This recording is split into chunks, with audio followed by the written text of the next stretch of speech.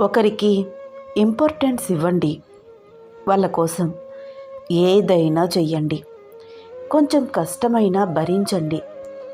మారతారేమో అని ఎదురు చూడండి.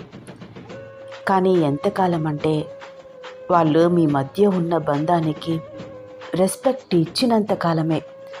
ఒక్కసారి మిమ్మల్ని కాదు అని వెళ్ళిపోతే మాత్రం వాళ్ళ గురించి ఏడుస్తూ నాకు ఇంకా లైఫే లేదు అన్నట్లు బ్రతకద్దు. మీ రిలేషన్కి ఏం మాత్రము వాల్యూ ఇవ్వకుండా వెళ్ళిపోయింది వాళ్ళు. తప్పు ఏదైనా చేస్తే అది వాళ్ళే చేశారు. శిక్ష మీకు మీరు వేసుకోవద్దు. వాళ్ళు మీ లైఫ్లోకి రాకముందు కూడా మీకు జీవితం ఉంది. వాళ్ళు వెళ్ళిపోయాక కూడా ఉంటుంది.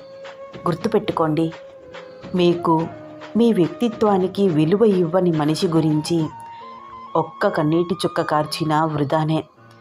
అలాంటి వాళ్ళు మళ్ళీ మీ లైఫ్లోకి వస్తే అస్సలు వెల్కమ్ చెప్పకండి. ఎందుకంటే వాళ్ళు మళ్ళీ మళ్ళీ మిమ్మల్ని అలాగే హర్ట్ చేస్తూ ఉంటారు తప్ప వాళ్ళ ప్రవర్తనలో ఏ మార్పు రాదు. మిమ్మల్ని కనీసం ఒక మనిషిలాగా కూడా చూడని ఆ వ్యక్తి గురించి ఇంకా ఆలోచించడం మానేయండి. ముందు మీ గురించి మీరు ఆలోచించుకోండి. అప్పుడే మీకు కొంత ప్రశాంతత అయినా దొరుకుతుంది.